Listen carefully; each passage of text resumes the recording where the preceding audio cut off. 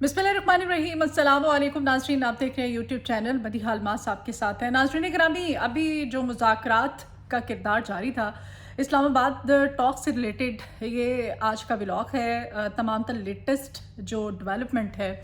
आज 100 बड़ी पेशरफ्त हुई और मेन स्ट्रीम मीडिया पर जी एकदम से ख़बरें चलना शुरू हो गई और तमाम तर सूरत हाल ज़ाहिर है 2 रोज़ तक जारी रहेगी मुज़ाकरात। एट दी एंड इन मुज़ाकरात को ख़त्म ही होना था और अमरीकी नायब सदर जेडी वैंस जब उनकी रवानगी की ख़बरें आई मेन स्ट्रीम मीडिया पर, तो उसी वक्त ख़बर ज़ाहिर है उनकी रवानगी के मनाजिर भी दिखाए गए और जाते हुए उन्होंने मीडिया टॉक की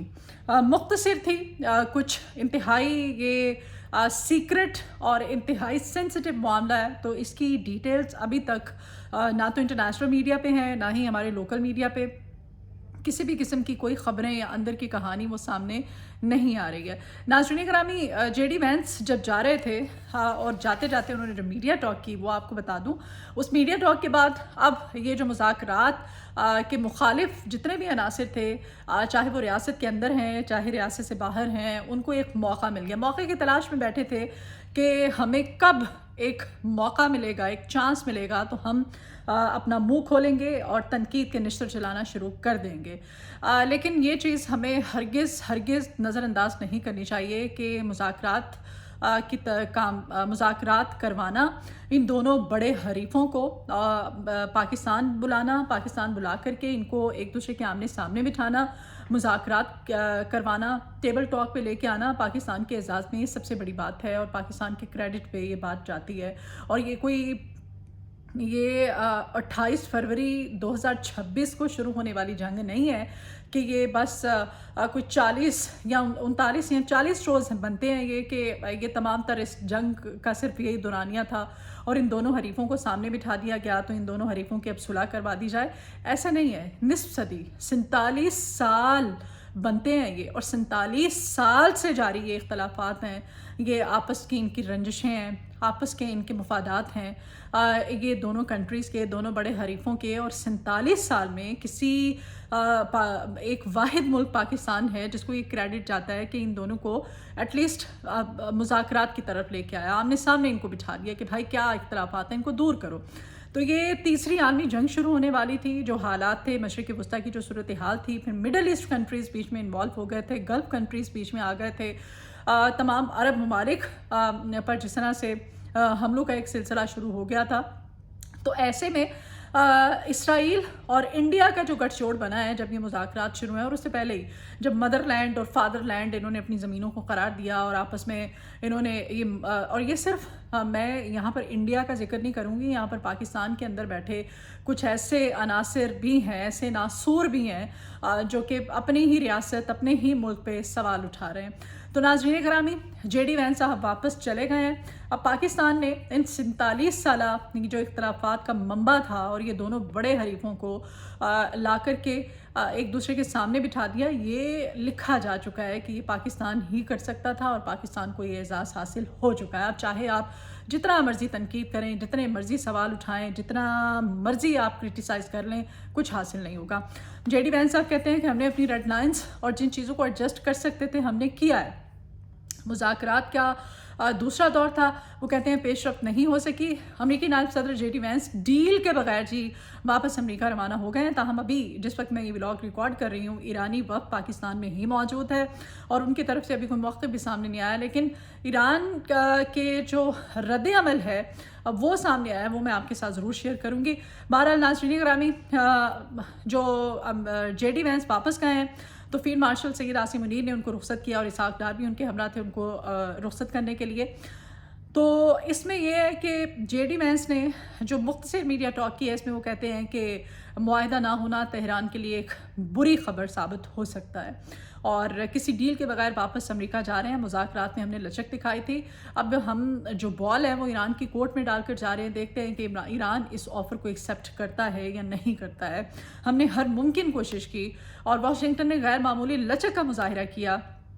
فی الحال کسی نتیجے پر پہنچے بغیر ہی ہم واپس جا رہے ہیں،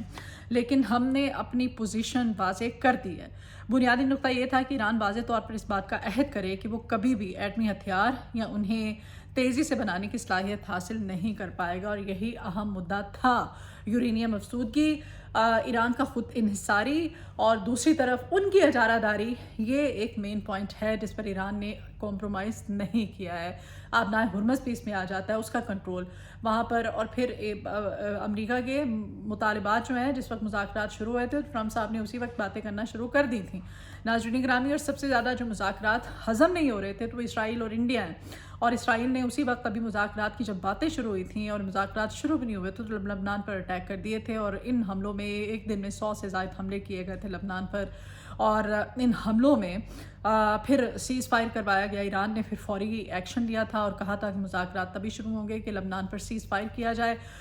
تو پھر اسرائیل نے ہٹ دھرمی برقرار رکھی، اور ہوا یہ کہ اب وہ اور مذاکرات بھی شروع ہوئے تھے، اور پھر ان مذاکرات کو یہ کہہ کر کے ختم کر دیا گیا یا بے نتیجہ رہے وہ مذاکرات کہ ان کا اگلا سیشن جو ہوگا واشنگٹن میں ہوگا۔ یہ تمام تر ڈیولپمنٹ رہی۔ اب ایرانی میڈیا کہتا ہے کہ امریکہ حد سے زیادہ مطالبات کر رہا تھا، امریکہ نے بیجا اور حد سے زیادہ مطالبات ہمارے سامنے رکھے، جس کی وجہ سے مشترکہ فریم ورک اور معاہدے گرا میں رکاوٹ ڈالی گئی امریکہ کی جانب سے۔ اور یہ بھی خبر ہے کہ امریکی بحری جہاز ایران کو بغیر اطلاع دیے آبنائے ہرمز سے گزرے تھے، مذاکرات کی وجہ سے تب کوئی کارروائی نہیں کی گئی تھی۔ ایرانی پاسداران انقلاب نے کہا تھا، اور ٹرمپ صاحب نے تبھی کہنا شروع کر دیا تھا، ابھی کل کے روز ان کی جو اسٹیٹمنٹ، جس میں میں نے آپ میرے فیس بک پہ دیکھ سکتے ہیں میں تمام تر ویڈیوز، جس میں میں نے آپ کو بتایا تھا کہ ٹرمپ نے کہا تھا کہ اب ہم آبنائے ہرمز میں جتنی بارودی سرنگیں ان کی صفائی کا کام جو ہے ہم نے شروع کر دیا ہے۔ بہرحال ٹرمپ صاحب کیا کہتے ہیں مذاکرات کو لے کر کے؟ وہ کہتے ہیں کہ ایران سے معاہدہ ہوتا ہے یا نہیں مجھے اس سے فرق نہیں پڑتا، چاہے جو بھی ہو، یہ جنگ ہم جیت چکے ہیں۔ آبنائے ہرمز میں بچھائی گئی مائنز کو ہٹا دیا گیا ہے، چین ایران کو ہتھیار فراہم کرتا ہے تو اس کو بڑے مسائل کا سامنا کرنا پڑ سکتا ہے۔ پھر کہتے ہیں ٹرمپ صاحب کہ نیٹو کے کردار سے ہمیں مایوسی ہوئی ہے، مختلف ممالک کے خالی بحری جہاز تیل کے لیے امریکہ کا رخ کر رہے ہیں، اور فیک نیوز میڈیا کہتا ہے کہ ایران جنگ جیت رہا ہے، تو فیک نیوز میڈیا کے حوالے سے انہوں نے کہا کہ انہیں ٹرمپ سنڈروم لاحق ہو گیا ہے۔ یہ ٹرمپ صاحب نے ابھی جو ان کی لیٹسٹ جو ان کا اسٹیٹمنٹ ہے یہ میں آپ کے ساتھ شیئر کر رہی ہوں۔ ناظرین گرامی، پاکستان میں جاری ایران امریکہ مذاکرات ایک وقت ایسا بھی آیا تھا جب انٹرنیشنل میڈیا جو خبریں رپورٹ کر رہا تھا، انٹرنیشنل میڈیا ظاہر ہے متضاد خبریں بھی کچھ سامنے آئیں، تو اس میں فائنینشیل ٹائمز کی ایک خبر سامنے آئی تھی۔ فائنینشیل ٹائمز نے کہا تھا مذاکرات جس وقت جاری تھے، میں اس وقت کی یہ خبر آپ کے ساتھ شیئر کر رہی ہوں کیونکہ ڈیڈ لاک تو ابھی وقتی اس میں آ گیا ہے، لیکن مذاکرات جب ہو رہے تھے تب بھی آپ کو یاد ہوگا کہ وہ رک گئے تھے، اور ایک بار نہیں رکے ہیں، کبھی کھانے کا وقفہ تھا، کبھی کچھ کہہ کے وہ ڈیڈ لاک تب بھی سامنے آ رہا تھا اور بار بار آ رہا تھا۔ تو اس پہ فائنینشیل ٹائمز نے کیا خبر رپورٹ کی تھی؟ اس نے کہا تھا کہ ایران امریکہ مذاکرات اس وقت رکے ہوئے ہیں، اور سب سے بڑا تنازعہ جو سامنے آ رہا ہے وہ آبنائے ہرمز کا آ رہا ہے۔ آبنائے ہرمز کو دوبارہ کھولنا ہے۔ ایران کا اصرار تھا کہ اسے مکمل کنٹرول ہمارے کنٹرول میں رہے، ہمیں اس کا مکمل کنٹرول حاصل رہے، اور جبکہ امریکہ نے کہا تھا کہ ہر جو اس وقت جہاز گزر رہے ہیں آبنائے ہرمز سے، ایران اس پہ فیس وصول کر رہا ہے، یہ فیس وصولی روکنا ہوگی ایران کو، اور مشترکہ کنٹرول جو ہے یہ ہونا چاہیے، اس پہ ہمیں ایران اور دیگر کا بھی انہوں نے نام لیا تھا کہ سب کا مشترکہ کنٹرول ہونا چاہیے، تو ایران نے کہا تھا نو، اس پہ ایران نے فوری طور پر اپنا رد عمل دیا تھا کہ اس پہ صرف ایران کا کنٹرول ہوگا۔ پھر ابھی ایرانی جو سرکاری ادارے ہیں ان کی جانب سے، ایرانی حکومت کی جانب سے جو رد عمل سامنے آ رہا ہے، ایرانی وقت تو ظاہر ہے ابھی پاکستان میں ہی ان کی جانب سے کوئی کوئی اسٹیٹمنٹ سامنے نہیں آئی ہے، اور پھر آپ کو یاد ہوگا جس وقت یہ مذاکرات شروع ہوئے تھے تو پاکستانی ایئر فورس کے طیارے گئے تھے ایران، اپنے حصار میں ان کو لے کر کے آئے تھے ایرانی وقت کو پاکستان، تو ابھی یہ اطلاعات ہیں، اور یہ بھی خبر تھی کہ ان کو پھر واپس بھی چھوڑا جائے گا۔ تو بہرحال ابھی تک ایرانی وقت پاکستان میں ہی ہے، جبکہ جے ڈی وینس صاحب واپس چلے گئے ہیں۔ جاتے ہوئے انہوں نے اس پہ ان کے ایکسپریشن جو ہیں کچھ وہ ملے جلے تھے، انہوں نے ایک طرح سے جو تہران کے بارے میں بات کی، انہوں نے کہا کہ یہ اگر معاہدے کی طرف نہیں آتا ہے، کامیاب نہیں ہوتا ہے، تو پھر ان کو اس کے آفٹر ایفیکٹس بھگتنا ہوں گے، یہ اچھا نہیں ہوگا۔ تو ناظرین گرامی، دوسری طرف ایک اچھی جو ایک